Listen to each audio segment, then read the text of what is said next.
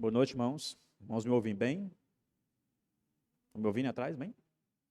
Bem?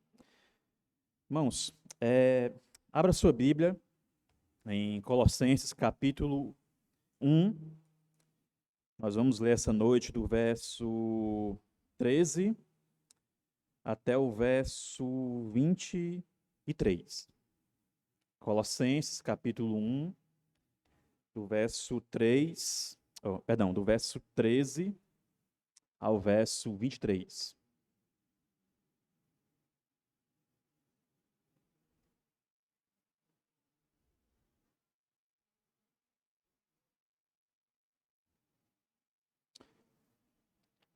Amém?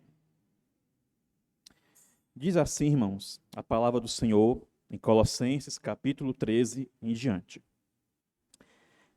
Ele nos libertou do poder das trevas e nos transportou para o reino do seu Filho amado, em quem temos a redenção, a remissão dos pecados. Ele é a imagem do Deus invisível, o primogênito de toda a criação, pois nele foram criadas todas as coisas, nos céus e sobre a terra, as visíveis e as invisíveis, sejam tronos, sejam soberanias, quer principados, quer potestades, tudo foi criado por meio dele e para ele. Ele é antes de todas as coisas, nele tudo subsiste. Ele é a cabeça do corpo, que é a igreja. Ele é o princípio, o primogênito dentre os mortos, para ter a primazia em todas as coisas. 19. Porque Deus achou por bem que nele residisse toda a plenitude, e que, havendo feito a paz pelo sangue da cruz, por meio dele, reconciliasse consigo mesmo todas as coisas, quer sobre a terra, quer nos céus. E vocês que no passado eram estranhos, inimigos no entendimento pelas obras más que praticavam, agora, porém, ele os reconciliou no corpo da sua carne, mediante a sua morte, para apresentá-los diante dele santos e inculpáveis e irrepreensíveis, se é que vocês permanecem na fé, alicerçados e firmes, não se deixando afastar da esperança do evangelho que vocês ouviram e que foi pregado a toda criatura debaixo do céu, e do qual eu, Paulo, me tornei ministro. Senhor Deus e Pai, nós te louvamos, meu Senhor, e te agradecemos, meu Deus amado, pela oportunidade, mais uma vez, de estarmos aqui reunidos, meu Deus. E te pedimos, meu Deus amado, que teu Espírito Santo esteja sobre mim, meu Senhor, que teu Espírito Santo possa me guiar, possa me dar discernimento, meu Senhor, que teu Espírito Santo, meu Deus, possa abrir o coração e o entendimento meu e também de cada um dos irmãos que estão aqui essa noite, meu Pai celestial. Que nós possamos ser ensinados, meu Deus, pela tua santa palavra, meu Senhor. Que hoje nós saiamos daqui, meu Deus, mais gratos pelo nosso Salvador, pelo nosso Redentor, meu Deus, pelo nosso Criador. Sê conosco, meu Deus amado. Nos abençoa, meu Deus, e fala no nosso coração pela tua misericórdia e pela tua graça. Amém. Irmãos, eu vou trabalhar hoje, principalmente, do verso 15 em diante, do verso 15 até o verso 23. E eu vou falar sobre a excelência, sobre a supremacia da obra de Cristo. Basicamente, esse é o nosso tema essa noite. E eu dividi o texto em 3 pontos, tá? Verso 15 ao 17 é o nosso ponto 1, que ele fala sobre Cristo como o Senhor da criação, como tendo toda a supremacia sobre a criação. Então, ponto 1, verso 15 ao 17, Cristo, o Senhor da criação. Verso 2, ponto 2, do verso 18 ao 20, Cristo, o Senhor da nossa redenção, né? Então, 15 a 17, o Senhor da criação, 18 ao 20, o Senhor da nossa redenção. E o ponto 3, verso 21 a 23, as consequências da obra de Deus em nossas vidas. Então, 15 a 17, o senhorio de Cristo, a supremacia de Cristo sobre a criação. do verso 18 ao 20, o senhorio de Cristo sobre a redenção, e verso 21 a 23, o impacto, as consequências dessa redenção, dessa supremacia de Cristo na nossa vida. Porém, irmãos, antes de eu iniciar, eu preciso falar algumas coisas sobre a carta dos Colossenses, né, para nós procurarmos entender melhor qual é o contexto aqui do que Paulo vai falar sobre Cristo e sobre a sua obra. A carta aos Colossenses, irmãos, ela foi escrita por Paulo. A gente vê isso já de cara no verso 1, né, onde ele diz que escreveu junto com Timóteo. E ela foi escrita provavelmente por volta do ano 62. E uma coisa muito importante é que Paulo, ele não foi o fundador dessa igreja. No capítulo 2, verso 1, ele diz claramente que nunca viu aqueles irmãos face a face, né? Mas o que ocorreu? Segundo os estudiosos, um homem chamado Epáfras, que Paulo vai citar bastante ele, já começa citando no verso 7 aqui do capítulo 1, esse Epáfras, ele ouviu a pregação de Paulo quando Paulo teve o seu longo ministério na igreja, em Éfeso, né? Então, esse indivíduo chamado Epáfras teria ouvido o evangelho através de Paulo, teria se convertido em Éfeso e teria retornado à sua cidade natal, que era Colossos. E, retornando a Colossos, ele fundou a igreja dos Colossenses, que é a igreja para a qual Paulo escreve essa carta. Paulo, ele se refere a Epáfras no verso 7, do capítulo 1, como fiel ministro de Cristo junto a vocês, né? Ou seja, Paulo dá a entender que Epáfras, ele era um dos missionários que Paulo designou, digamos assim, né? Paulo tinha vários homens de confiança, né? Tito, Timóteo e vários outros, né? E um desses homens era Epáfras, né? Então Epáfras funda a igreja de Colossos e ele era um homem de confiança de Paulo, era um homem com quem Paulo conversava.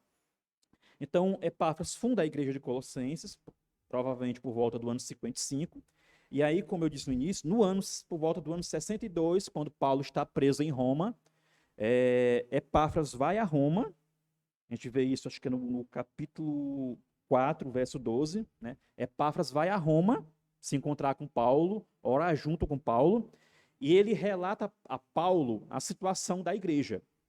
Se você ler os versos do 1 até o 12, que aliás é os versos que eu expus na última vez, né? Você vê que Paulo, ele fala para a igreja como se conhecesse a igreja profundamente, né? Ele diz, olha, eu oro muito por vocês, eu me interesso por vocês, eu ouvi falar muito bem da fé de vocês, de como vocês estão firmados em Cristo, de como vocês demonstram amor uns pelos outros, etc. Então, Paulo parece conhecer bem essa igreja. Mas por quê? Porque Epáfras era o pastor da igreja, assim, e ele relatou a situação da igreja para Paulo, né? Só que, apesar desse início, né, que o Paulo elogia a fé deles, mostra o impacto da fé deles, né, diz que a fé que alcançou eles através de Epáfras, né, está atingindo todo mundo, e estava de fato, né, naquele período, através da pregação de Paulo, dos outros apóstolos e dos seus seguidores, né? Então, só que tem esse início leve, digamos assim, né, da parte de Paulo, mas a partir do verso 13 e do verso 15 em diante, a gente vê que, digamos assim, Paulo entra na parte, digamos assim, na parte exortativa, né? Por quê?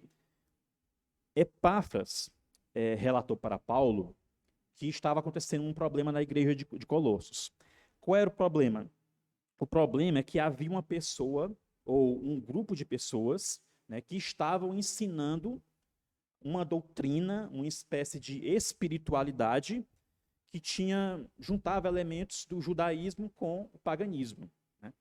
O verso 8, capítulo 2, Paulo diz assim: tenham cuidado para que ninguém venha a arrendá-los com sua filosofia e vãs sutilezas, conforme a tradição dos homens, conforme os rudimentos do mundo e não segundo Cristo.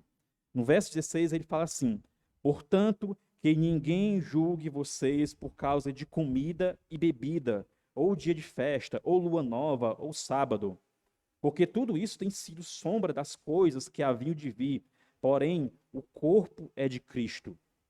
No verso 20 do capítulo 2, ele vai dizer mais, ele diz assim: se vocês morreram com Cristo para os rudimentos do mundo, por que se sujeitam a regras como se ainda vivessem no mundo?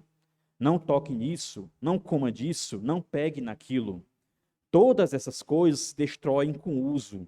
São preceitos e doutrinas dos homens. De fato, essas coisas têm aparência de sabedoria, ao promoverem um culto que as pessoas inventam, falsa humildade e tratamento austero do corpo. Mas eles não têm valor algum na luta contra as inclinações da carne.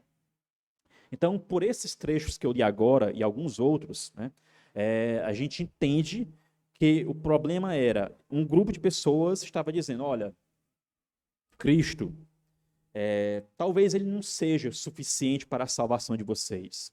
Talvez ele não seja plenamente Deus. Vocês precisam guardar o sábado, vocês precisam guardar as boas novas, vocês precisam observar os dias santos judaicos, vocês precisam adorar os anjos, vocês precisam temer os anjos, vocês precisam temer os principados, os potestades, etc.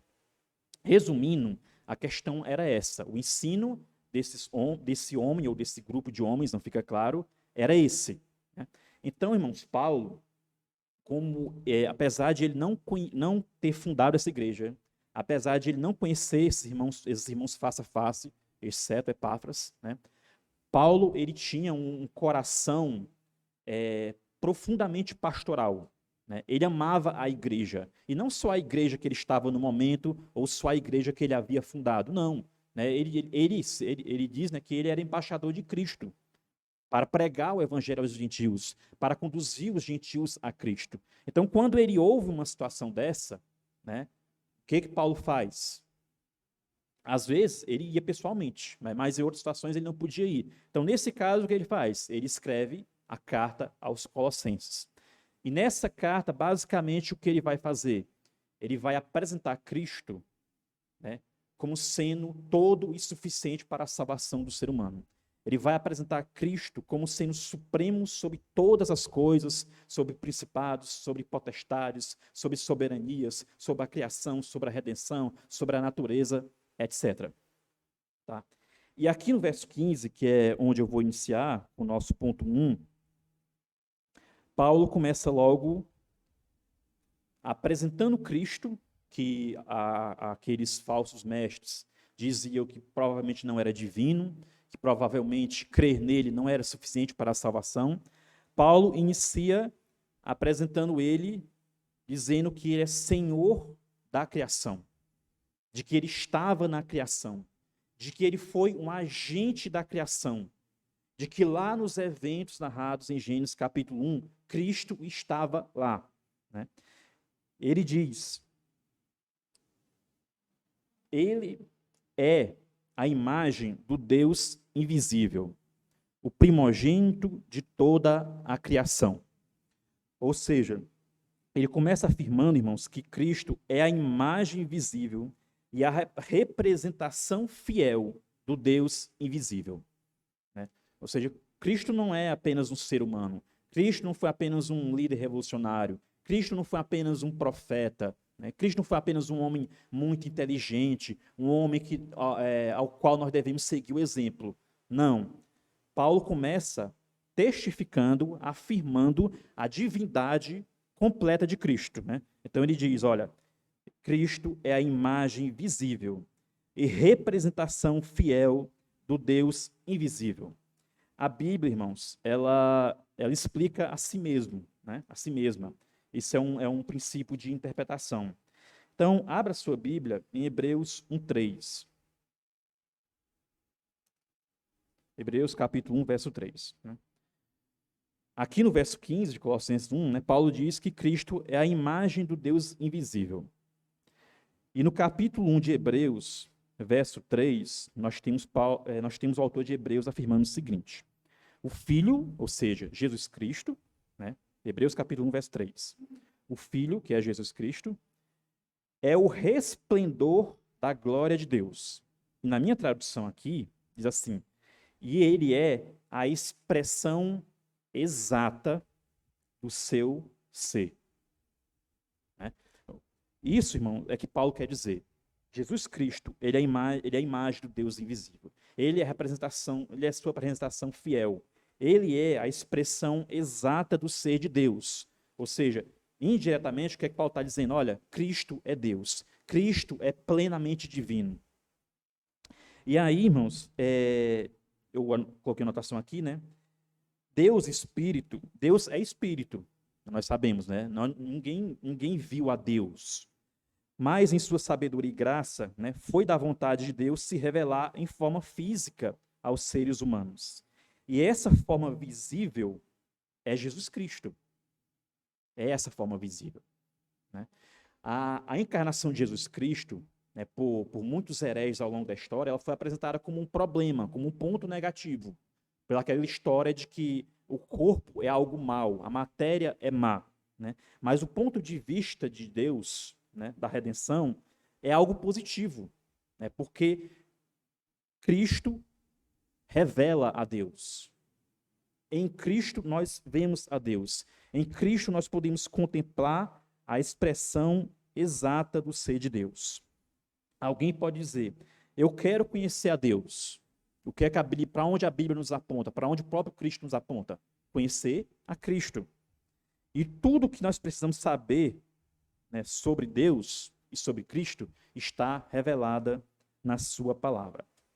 Então, irmãos, Paulo começa afirmando, né, que Cristo é divino, que ele é a expressão e a representação exata do ser de Deus. E ele segue, ainda no verso 15, né, dizendo que Cristo é o primogênito sobre toda a criação. E isso, irmãos, não pode ser interpretado do ponto de vista físico e literal, como alguns fazem, né, dizem, olha, isso aqui quer dizer então, está dizendo que ele é o primogênito, está dizendo que ele é o primeiro. Então está dizendo que ele foi criado. E aí veio, por exemplo, a heresia de Ario, lá do século III, que tinha uma música, né, onde ele dizia, houve um tempo em que Cristo não existiu. Né? Porém, não é isso que o texto está dizendo. O texto não está dizendo que houve um tempo em que Cristo não existiu.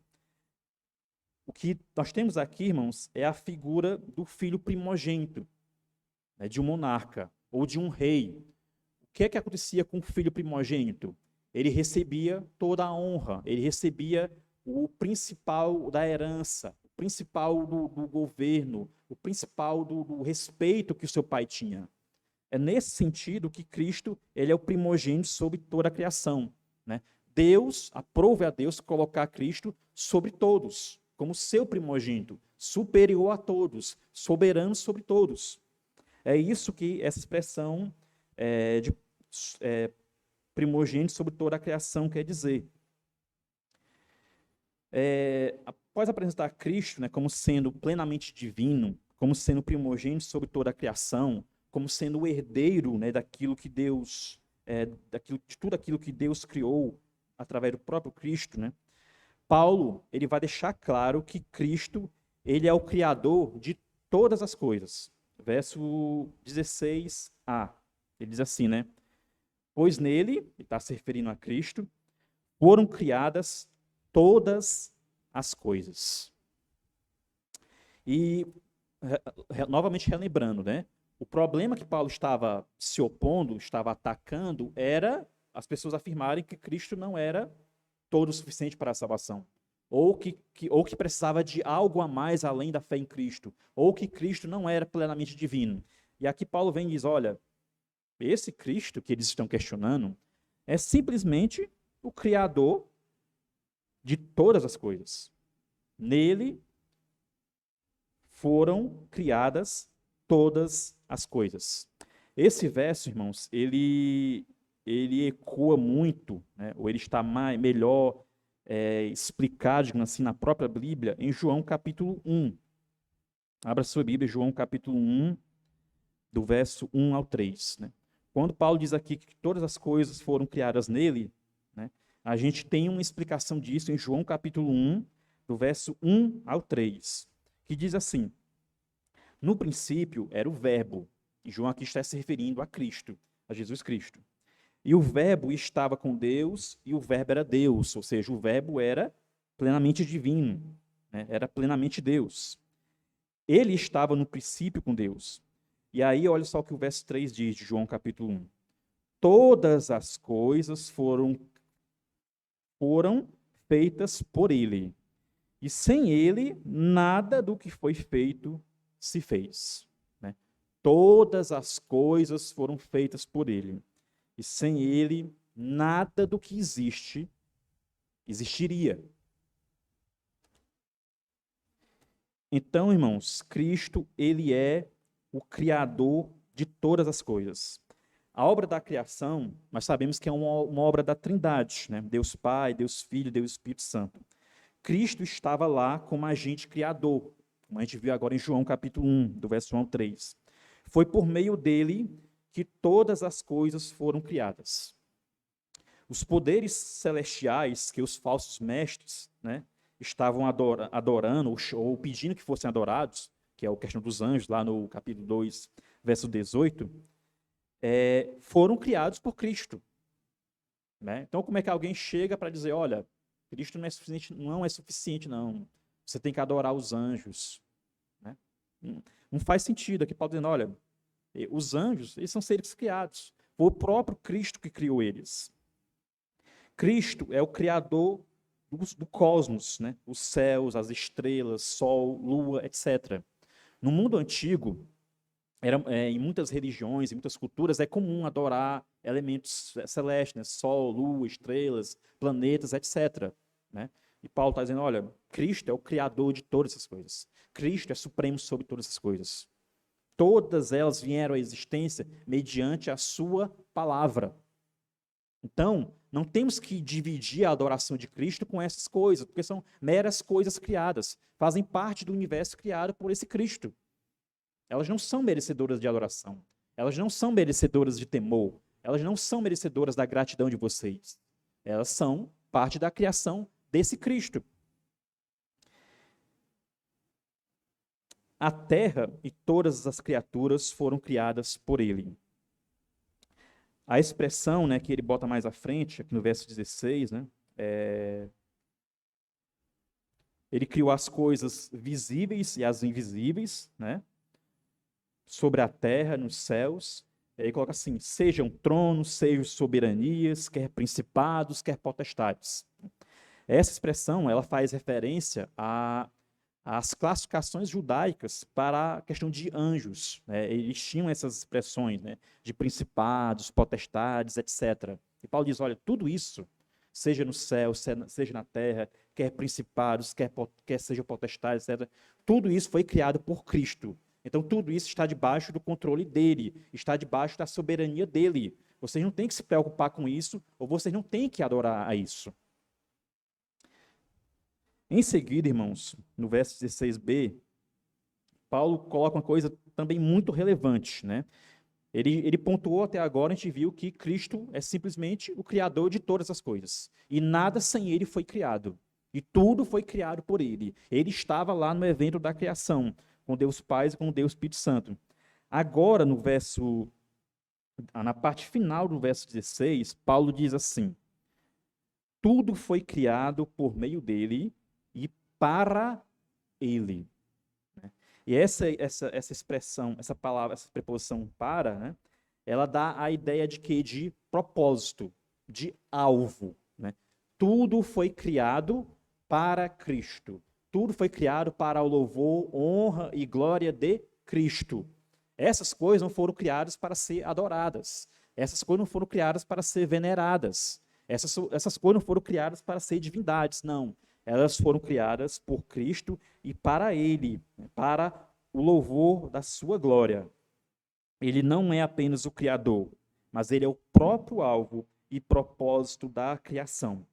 E esse tema de que a criação, o alvo e o propósito dela era Cristo, é um tema muito recorrente no Novo Testamento, nas cartas de Paulo, etc. Tudo foi criado para Ele e tudo foi colocado debaixo da autoridade dele. Todas as coisas foram criadas para o louvor e honra de Jesus Cristo. Então, irmãos, Cristo, ele não é apenas o criador de todas as coisas. E isso, por si só, já deveria despertar nos Colossenses a firmeza de que é a ele que eles deveriam adoração. de que é a ele que eles deveriam louvor, de que é a ele que eles deviam fidelidade. Isso por si só, né? Mas Paulo vai continuar dizendo que Cristo ele não apenas criou, ele não apenas é soberano sobre essas coisas, ele também continua ativamente envolvido com a criação. É isso que nos mostra a parte A do verso 17b, que diz assim, né? Ele é antes de todas as coisas, nele tudo subsiste. Essa expressão, né, de que nele tudo subsiste, irmãos, ela nos traz uma série de implicações. Primeiro, eu diria que ela nos diz que o mundo não está entregue ao acaso.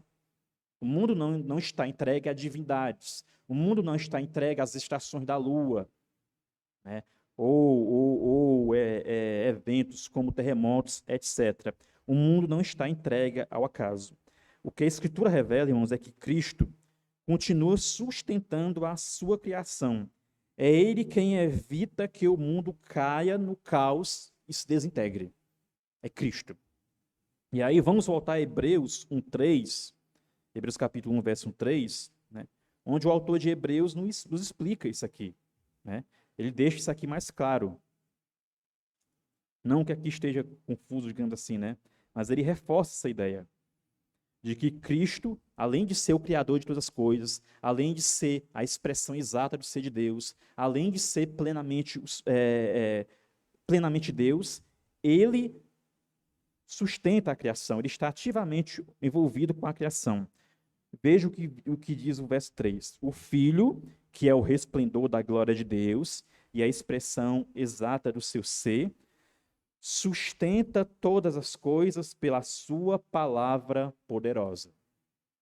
Ele sustenta todas as coisas.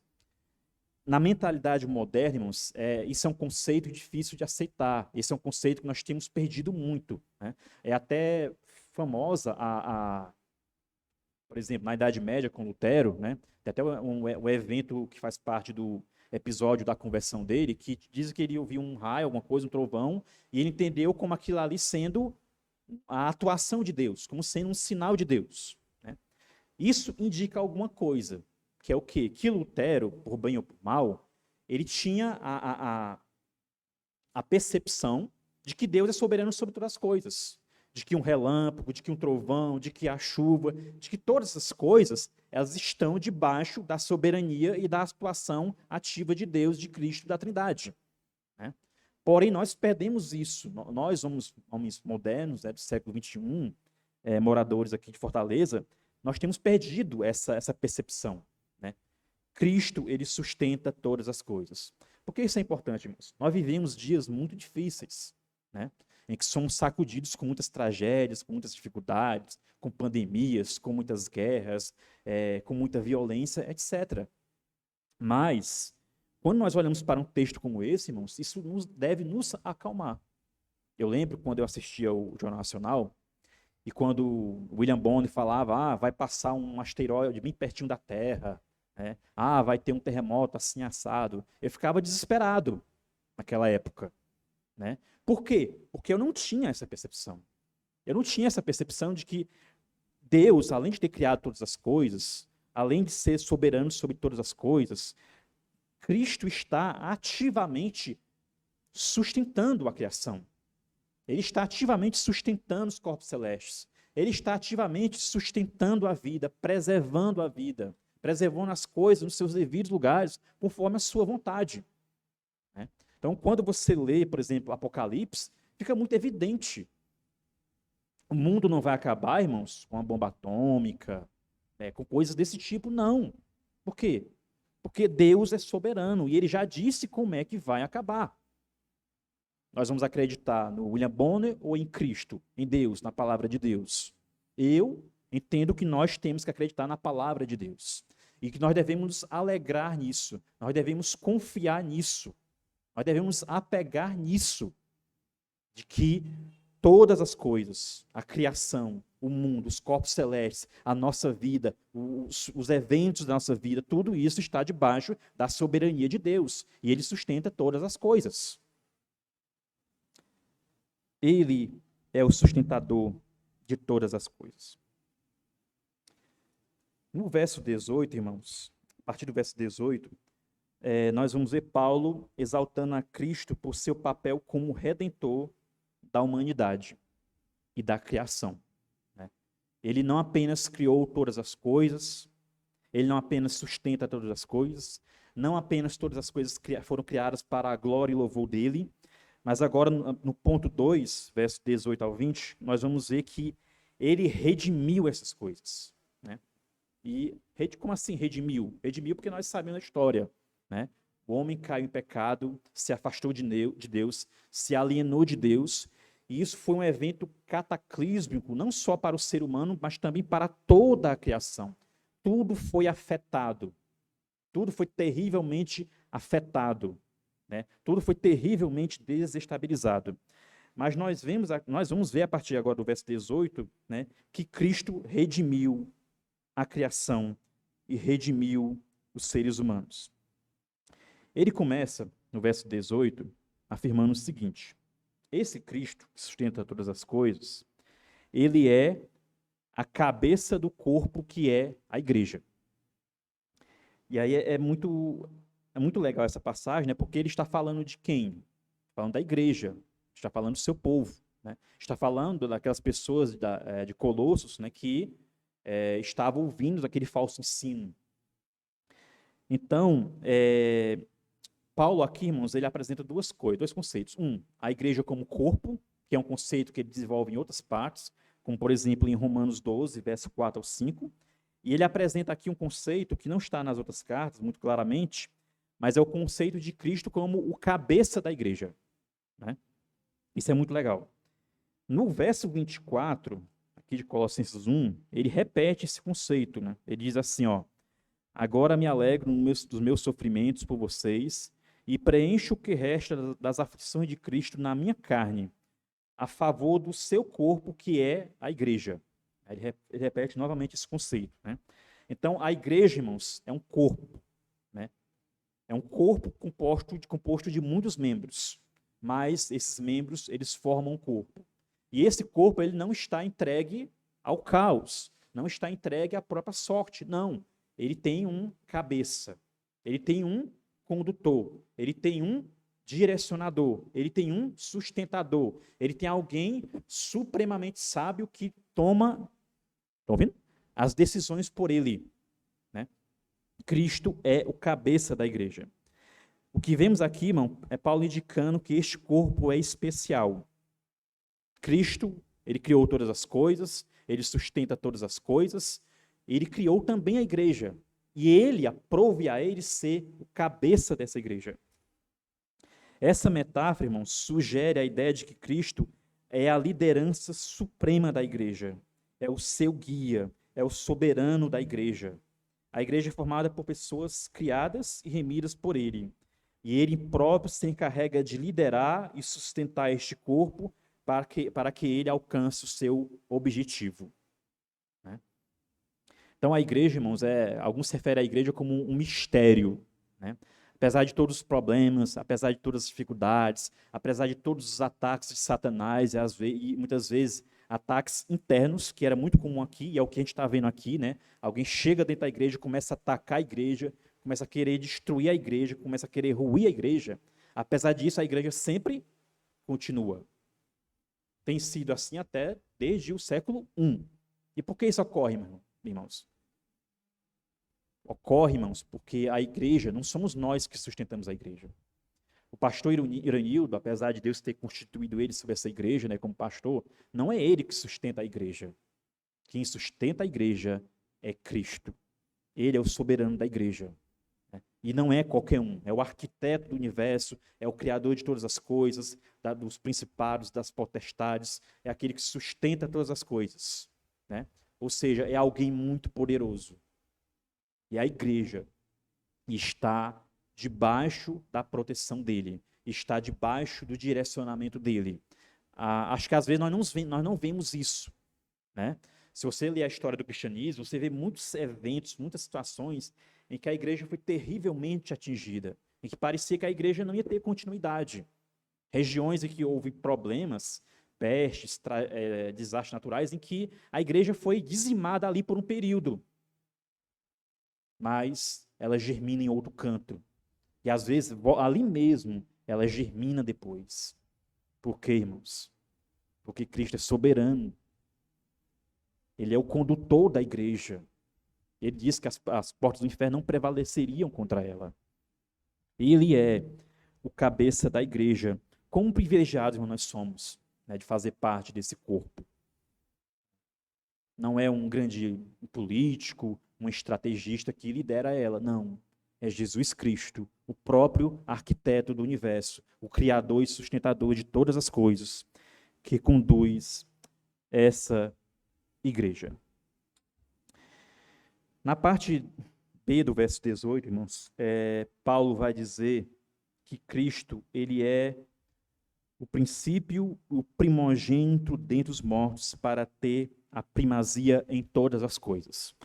Ele continua aqui exaltando a Cristo, né? Ele aqui apresenta Cristo como um primogênito, que na cultura judaica, quando alguém ouvia essa palavra primogênito, né, de que alguém é o primogênito de uma família, qual era a primeira ideia que vinha à cabeça? De que aquele era o que herdaria a bênção, herdaria o melhor das posses, herdaria a bênção do pai, ou seja, herdaria o domínio. Né? Aquela família seria representada, seria governada por aquele que é o primogênito. Né? Então Paulo coloca aqui, olha, Cristo é o primogênito dentre os mortos. Né? Nós sabemos que Jesus Cristo morreu, mas nós sabemos que ele ressuscitou e foi exaltado em corpo glorificado. Né? Ele então por isso ele se tornou o primogênito dentre os mortos. Ele foi o primeiro que ressuscitou, né? E ele abriu o caminho para a ressurreição física futura de todos aqueles que creem nele. Ele é o primogênito dentre os mortos. Seguindo, irmãos, no verso 19, nós vamos ver Paulo destacando que Cristo, reforçando ainda mais a ideia, né, de que Cristo ele é plenamente Deus. Verso 19a, parte A. Ele diz assim, né? Porque Deus achou por bem que nele, Cristo, né, residisse toda a plenitude. Toda a plenitude. Essa expressão plenitude, irmãos, no Antigo Testamento, onde ela está associada à ideia de encher o templo, de Deus encher o templo com a sua presença, né, de Deus mostrar que estava ali.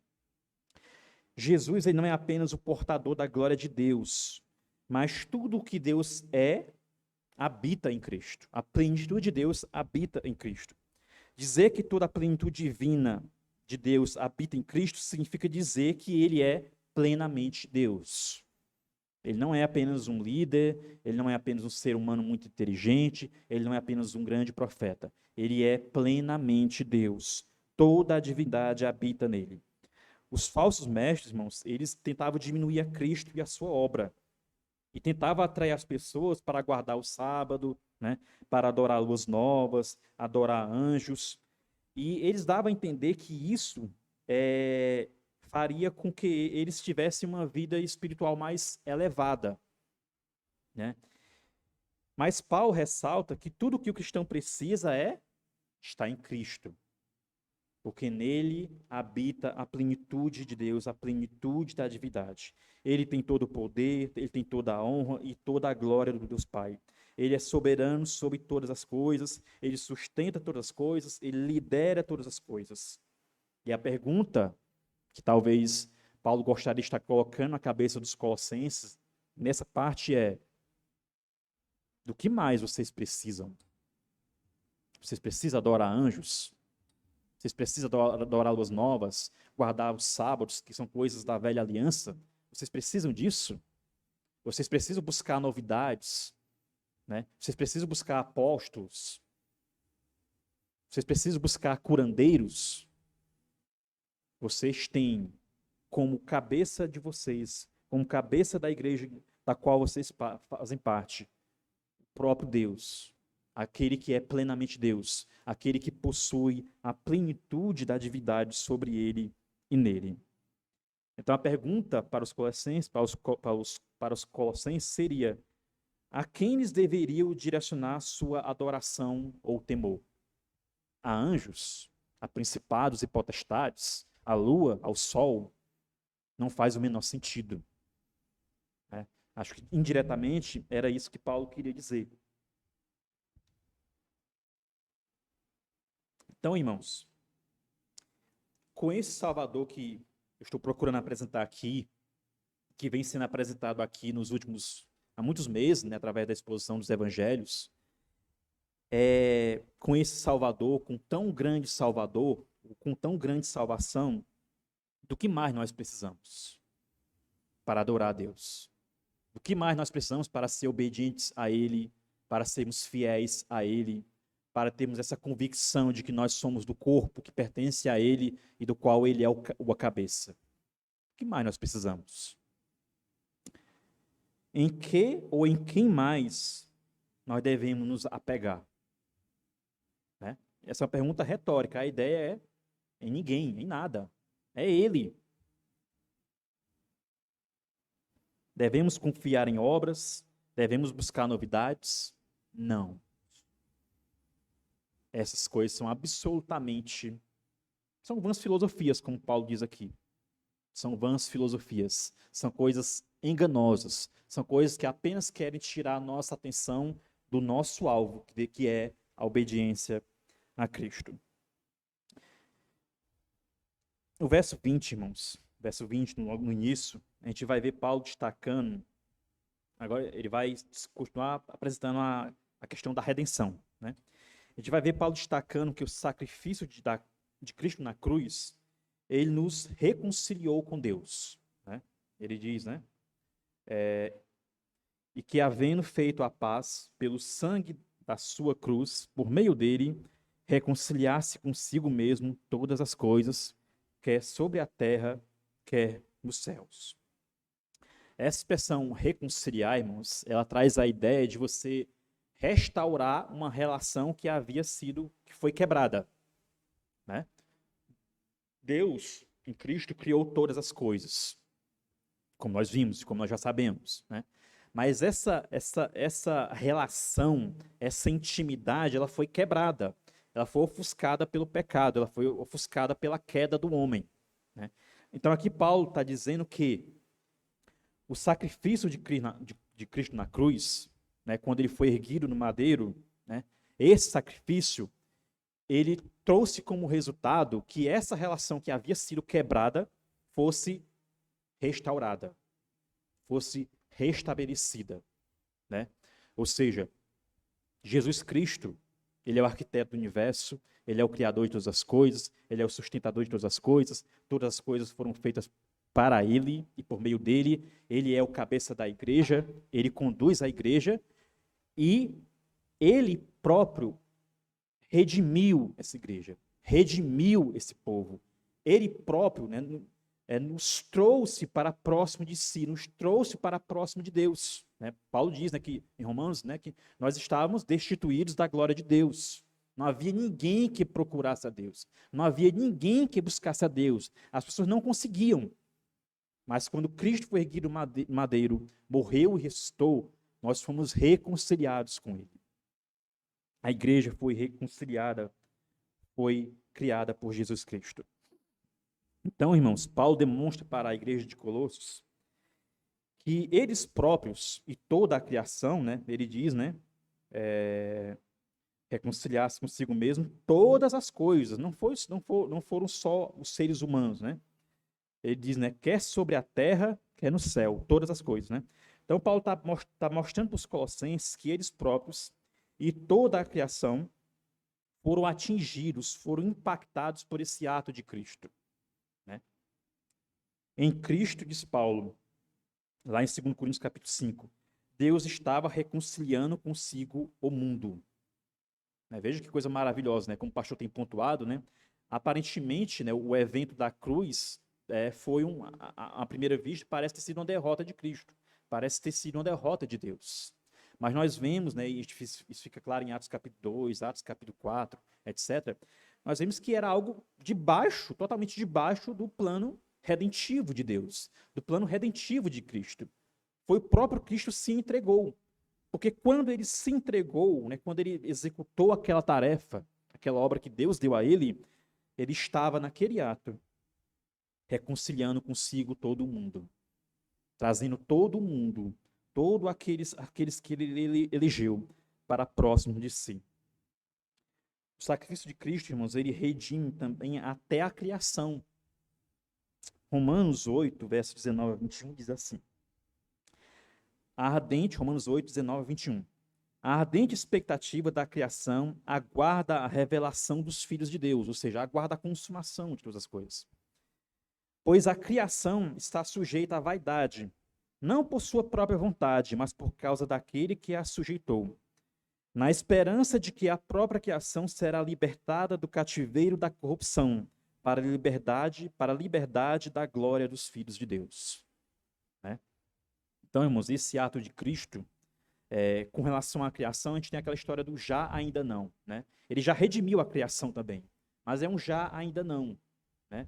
Perante Deus, a criação já está redimida, mas no fim dos tempos, na consumação dos tempos, quando Cristo vier, isso será consumado, será completado. Então toda a natureza será redimida, toda a natureza será restaurada, todo o potencial da natureza será restaurado pela obra grandiosa do nosso Salvador Jesus Cristo. E agora, irmãos, a partir do verso 21, a gente entra no nosso terceiro ponto, do verso 21 a 23, que é onde Paulo vai explicar o significado, a consequência, né, o resultado dessa obra de Cristo, tanto da obra criacional, como dessa obra de preservação e dessa obra de reconciliação. Qual é o impacto dela na vida do povo de Deus? É o que a gente vê a partir do verso 21. No verso 21, ele diz assim: e vocês que no passado eram estranhos e inimigos no entendimento, pelas obras más que praticava, agora, porém, ele os reconciliou no corpo da sua carne, mediante a sua morte, para apresentá-los diante dele santos e culpáveis e irrepreensíveis. Então, aqui no verso 21, irmãos, a gente vê Paulo fazendo um contraste. Ele começa assim: olha, o passado de vocês era esse. A situação de vocês sem Cristo, sem a obra de redenção de Jesus Cristo, sem a cruz, a situação de vocês era essa. Qual era a situação? Né? Ele coloca duas coisas, né? Eles eram estrangeiros e inimigos de Deus. Né? O pecado havia resultado no distanciamento deles para com Deus. A gente vê essa ideia representada, por exemplo, em Efésios 2, em Efésios 4. Né? Esse distanciamento ele fez com que fosse necessária uma reconciliação, porque ninguém conseguia acessar a Deus, ninguém conseguia buscar a Deus. Nós estávamos em rebelião para com Deus. Eram inimigos de Deus no entendimento. As obras deles, né, aqui no verso 20, ele destaca isso, né? Verso 20, 21, aliás, perdão, no verso 21, né, ele diz, né? Inimigos no entendimento pelas obras que praticavam, né? Ou seja, até as obras que eles praticavam, elas mostravam, né, elas evidenciavam que eles estavam distantes de Deus. E aí a gente pode fazer um paralelo, né? Os falsos mestres estavam pedindo que eles praticassem obras, que eles guardassem sábados, luas novas, etc. E aqui a gente tem Paulo dizendo: olha, sem esse Cristo, sem esse Redentor, até as obras de vocês nada mais eram do que uma evidência do quão longe vocês estavam de Deus. É um contraste, né? Mais à frente, irmãos, no capítulo 2, a gente vê que os falsos mestres, eles estavam pedindo os colossenses obedecessem uma série de regras rituais, né? E eles estavam indicando que, ao obedecerem essas regras, esses rituais, os colossenses alcançariam um novo patamar de espiritualidade. Mas é curioso, né? Porque aqui a gente vê Paulo dizendo: olha, essa obra de vocês, que vocês praticavam longe de Deus, longe de Cristo, sem a redenção, elas evidenciavam a rebeldia de vocês. Elas evidenciavam que o entendimento de vocês estava corrompido, estava apodrecido. E aí, repare como é interessante, né? Falsos mestres, irmãos, enganadores, eles levam as pessoas a fazer coisas associadas à piedade, né? Isso é fácil de observar, né? Pega aí qualquer falso profeta. Ele pede que as pessoas façam coisas, rituais, etc., que têm aparência de piedade, que têm aparência de fé, né? Mas, como a motivação, né, é o falso ensino, o indivíduo que pratica essas coisas, ele faz o quê? Ele se afasta da verdadeira piedade. Então, veja como o falso ensino é perigoso, né? E como ele é sorrateiro, né? Como ele é escorregadio, como se diz, né? Ele chama as pessoas, era assim aqui em Colossos, e é assim também no dia de hoje, né? Eles chamam as pessoas para fazer coisas de aparente piedade. Mas essas coisas tiram das pessoas o foco em Cristo. Tiram delas a percepção de que a salvação delas está totalmente firmada em Cristo, né? Ou seja, o falso ensino, irmãos, a falsa piedade, ela é terrível. Geralmente nós negligenciamos essas coisas. Não, não é nada demais, é apenas um errinho. Mas essas coisas, irmãos, afastam as pessoas do Salvador. Afastam as pessoas da percepção de que Cristo é todo suficiente para a salvação delas. De que Ele e somente Ele merece a obediência e a fidelidade delas. No verso 22, irmãos, Paulo lembra aos Colossenses qual era a situação atual deles perante Deus. No verso 21, ele diz qual era o passado deles. E agora, no verso 22, ele vai dizer qual é a situação deles como consequência da redenção que Cristo fez por eles. Verso 22, ele diz assim, né? Agora, porém, ele os reconciliou no corpo da sua carne, mediante a sua morte, para apresentá-los diante dele santos, inculpáveis e irrepreensíveis. Então, irmãos, como resultado da reconciliação, Cristo trabalha em todos os crentes com um propósito maravilhoso, com um propósito assim, só graça mesmo, né? Só graça e misericórdia. O homem que estava afastado de Deus, em desobediência contra Deus, em rebeldia contra Deus, em que aborrecia a Deus de todas as formas, agora Deus em Cristo chega, né? Esse Cristo que criou todas as coisas, ele chega e nos resgata, e nos redime com um propósito assim maravilhoso, né? Final do verso 22. Qual é o propósito dessa remissão? Para nos apresentar diante dele mesmo, próprio Cristo, santos, inculpáveis e irrepreensíveis. Ou seja, ao nos redimir, né, ele pagou os nossos pecados. O escrito de dívida que havia contra nós, ele cravou na cruz. Ele pagou por todos os nossos pecados, né? E nos santificou, nos deu um novo espírito, né? Colocou o Espírito Santo dentro do nosso coração. Colocou a lei dentro do nosso coração e na nossa mente, para assim nos apresentar perante Ele mesmo, santos, irrepreensíveis e inculpáveis. Novamente, irmãos, lembre de qual era a situação, né? Os colossenses estavam sendo chamados a uma série de práticas e rituais para alcançar uma espiritualidade superior, ou para alcançar uma salvação superior. Mas aqui Paulo está dizendo, olha, Cristo já redimiu vocês totalmente. Na cruz do Calvário, ele redimiu vocês de tal forma, de forma tão poderosa, que agora ele já os apresentou perante ele mesmo, santos, inculpáveis e irrepreensíveis. Ou seja, vocês não precisam buscar outras coisas. Vocês não precisam olhar nem para a esquerda, nem para a direita, nem para frente, nem para trás, nem para o passado. Porque Cristo já realizou essa obra. Cristo já santificou vocês. Cristo já purificou vocês. E chegando no verso 23, irmãos, nós vemos Paulo destacando que há uma condição que evidencia se fomos reconciliados com Cristo ou não, né? O que diz o verso 23? O verso 23 diz assim. Eu vou ler o verso 22 novamente, né? Aliás, o verso 21, para ficar mais clara a ideia. Verso 21. E vocês que no passado eram estranhos e inimigos no entendimento pelas obras más que praticavam, agora, porém, ele os reconciliou no corpo da sua carne, mediante a sua morte, para apresentá-los diante dele santos, inculpáveis e irrepreensíveis.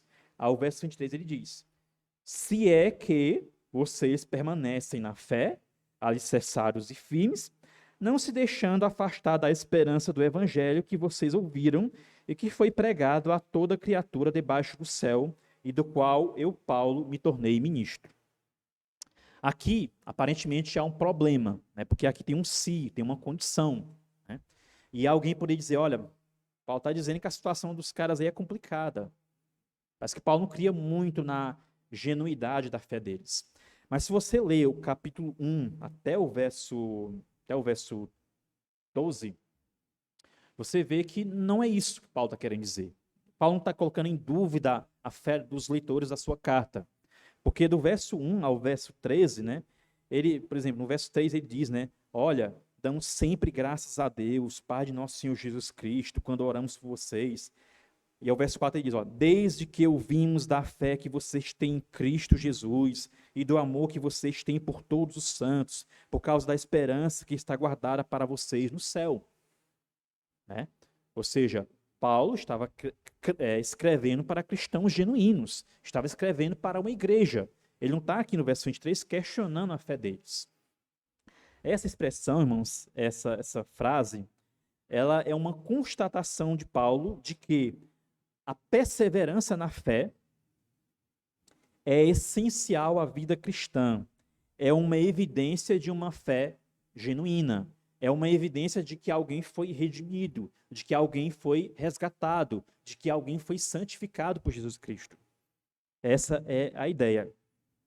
A perseverança em meio às provações, irmãos, e às atrações do pecado, né, ou em meio aos falsos ensinos, etc., o indivíduo que consegue perseverar na fé, apesar de todas essas coisas, essa perseverança, ela evidencia o caráter dele. Ela evidencia o quê? Que ele está firmado, alicerçado e firme. Em quê? Eu estou no verso 23, irmãos. Na esperança do evangelho. Na esperança do evangelho que foi pregado para eles por Epáfras. Né? Então, a perseverança é que evidencia isso. Ele diz, né, no final do verso 23, né, não se deixem afastar da esperança do evangelho. Paulo exorta os colossenses, irmãos, para que eles não dêem as costas para as verdades do evangelho. Paulo os chama a manterem sua esperança firmada na verdade e não firmada nos falsos ensinos. Né? Para os colossenses, afastar-se do evangelho, irmãos, indicaria duas coisas. Que eles não estavam alicerçados no evangelho. E que eles, a fé deles não era uma fé genuína, não era uma fé madura. Né? Então, Paulo está dizendo, olha, vocês têm que se manter alicerçados na fé que vocês ouviram através de Epáfras. Nesse evangelho que vocês ouviram de Epáfras. Não deem as costas para esse evangelho. Porque se vocês fizerem isso, vocês estarão evidenciando ou muita imaturidade, ou que a fé de vocês não é genuína. Um cristão genuíno, irmãos, jamais deveria dar as costas para o evangelho. É algo que não faz sentido. Quando uma pessoa abandona este tão grandioso Salvador que nós estamos vendo aqui, ele está evidenciando que ou nunca creu nesse evangelho, ou que é um cristão muito imaturo. Não faz sentido. Uma pessoa que compreende tudo que nós estamos vendo aqui, ela dá as costas para isso e voltar para a condição anterior dela, é uma coisa, do ponto de vista racional, lógico, perdão pelo trocadilho, irmãos, é algo totalmente irracional. Não faz o menor sentido. A pessoa dá as costas para esse evangelho, dá as costas para essa esperança, dá as costas para esse grande Salvador, para esse grande Redentor, para esse grande sustentador de todas as coisas. Não faz o menor sentido. Então, irmãos, deixar esse Cristo, deixar esse evangelho, né, deixar esse alicerce, é estar se deixando dominar por vãs filosofias e doutrinas de homens. Então, irmãos, Paulo conclui o verso 23, ressaltando que o evangelho que foi pregado aos Colossenses, ele não é uma novidade ou uma verdade qualquer entre muitas. Ele diz assim, olha, esse evangelho que vocês ouviram e que ele foi pregado a toda criatura, né? Por que isso é muito importante, irmãos? Porque nós vivemos uma era que os estudiosos classificam como era da pós-verdade, que não existe mais verdade, que nenhuma verdade absoluta, que a verdade para mim é uma coisa, para o Tiago é outra, para o pastor João é outra totalmente diferente, né? Mas isso é totalmente contrário ao que a Bíblia afirma. A verdade é a verdade de Deus. Há uma só verdade. A verdade que Cristo pregou na Palestina do século I é a mesma verdade que Paulo pregou alguns anos depois. É a mesma verdade que os demais apóstolos pregaram. É a mesma verdade que cristãos fiéis têm pregado ao longo de toda a história do cristianismo. É uma só verdade. Não existe novidades. Os colossenses estavam sendo seduzidos por novidades. E nós somos uma geração de muitas novidades, né? Coloca no YouTube aí para você ver o tanto de novidade que tem em termos de cristianismo, né? O tanto de coisas novas, de coisas atraentes, de coisas com ar de espiritualidade superior, com ar de grande piedade. São novas verdades.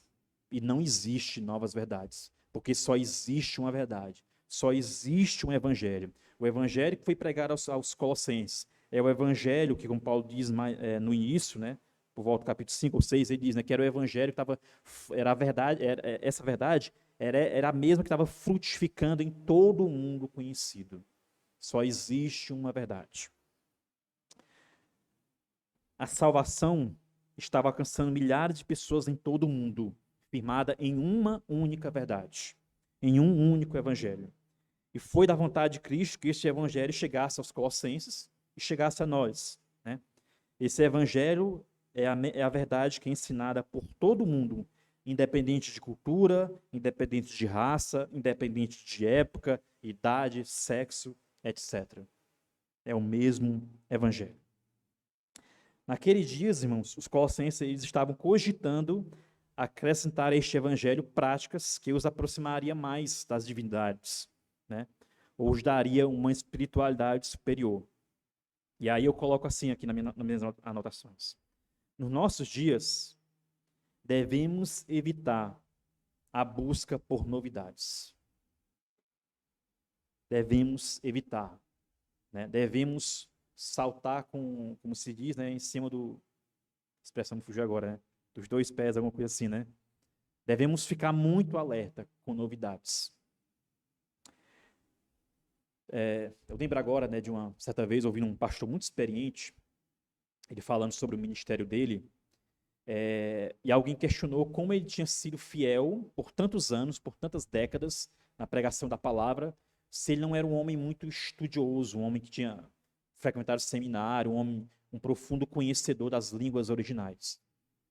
E a resposta dele foi que o que manteve ele fiel dentro das linhas da verdade do evangelho foi as grandes doutrinas bíblicas, as grandes doutrinas da teologia sistemática, ou seja, foi ele se agarrar a esse evangelho único. Ele não era um homem profundamente estudado, um conhecedor dos idiomas originais, né? Mas ele reconhecia que o evangelho é um só, que são as verdades antigas, né? As antigas doutrinas da graça, as doutrinas que Cristo pregou, as doutrinas que Paulo pregou, que Pedro pregou, que João pregou e etc. Então esse homem foi fiel no seu ministério porque ele se firmou nas verdades antigas, na verdade antiga, que é o evangelho. E assim, irmãos, tem que ser nas nossas vidas. Nós temos que nos firmar na verdade do Evangelho. Paulo, irmãos, eu caminho para a final com algumas afirmações. Paulo enfatiza a obra de Jesus Cristo como criador, como sustentador e redentor das obras de suas mãos, e especialmente como redentor e sustentador da sua igreja, a qual ele lidera.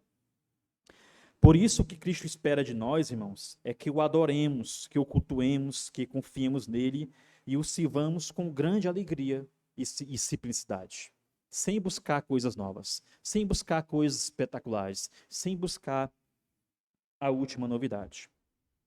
Assim como os leitores originários dessa carta, né, na igreja de Colossos, vocês e eu, né, éramos inimigos de Deus.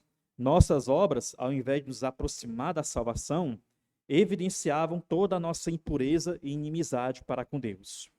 Porém, Cristo derramou seu sangue na cruz para nos comprar para si, para nos resgatar da perdição eterna, para pagar por nossos pecados e para nos separar e nos apresentar santos e inculpáveis perante Ele no seu reino. Tudo o que necessitamos para a salvação e para a vida eterna, tudo o que somos e tudo o que poderemos vir a ser, estão nas mãos do Supremo Arquiteto do Universo. O que acontece com nós, irmãos, não é obra do acaso.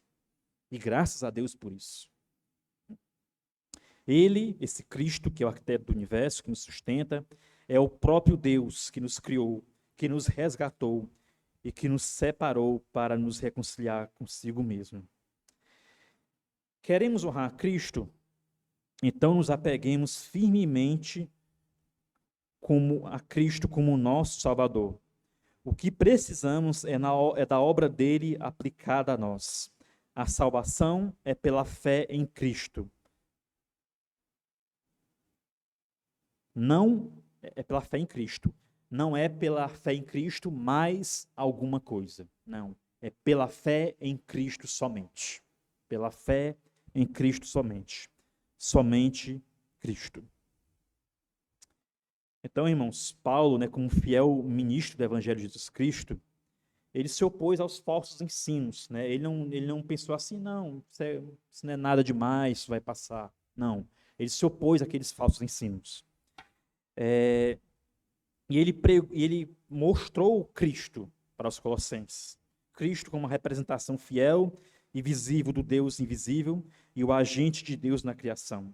Paulo mostrou para eles que todas as coisas criadas devem sua existência a Cristo, até mesmo os poderes angelicais que os falsos mestres estavam convidando a igreja a adorar. Toda a plenitude de Deus habita em Jesus Cristo. O poder, a honra e a glória que pertencem a Deus também pertencem a Jesus Cristo. Devemos adorar e render glórias a Cristo como nosso Criador, sustentador e Salvador. Cristo está acima de tudo e Ele realiza tudo em todos. E não há nenhuma espiritualidade mais elevada, mais sublime, que a adoração simples e genuína ao Cristo ressurreto, ao Cristo revelado nas Escrituras. Amém.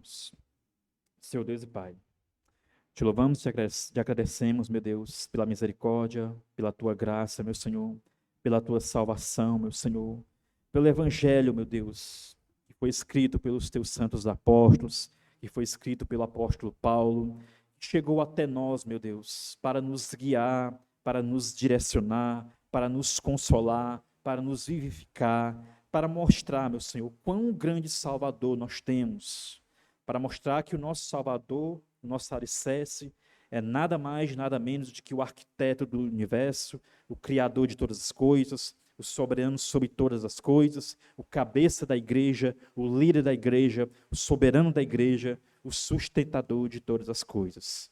Ah, meu Senhor, que teu Espírito Santo, meu Deus, possa nos convencer dessas verdades, meu Senhor, para que nós possamos te adorar, meu Senhor, para que possamos verdadeiramente te reconhecer, te render louvores em todas as áreas, em todos os momentos de nossas vidas, meu Deus, para que nós não sejamos, meu Deus, atraídos para falsos ensinos, para novidades, para coisas, meu Senhor, que tiram o nosso foco da genuína adoração ao teu Filho Jesus Cristo, nosso Salvador. Amém. Pastor.